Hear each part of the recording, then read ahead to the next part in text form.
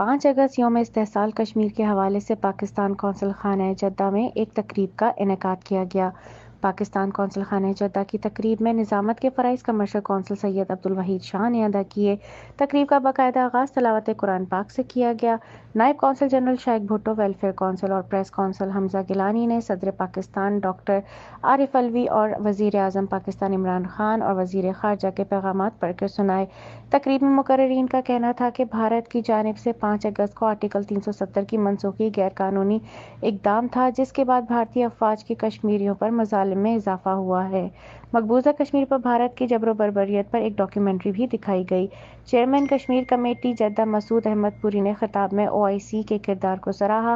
سعودی عرب کے retired brigadier محمد حسن کاملی، سابقہ سفارتکار general retired عبداللہ الغامدی، chairman آزاد Jammu Kashmir overseas community Khurshid متیال نے خطاب میں سعودی عوام کی عکاسی کی اور کہا کہ ہماری ہمدردیاں کشمیری عوام کے ساتھ ہیں۔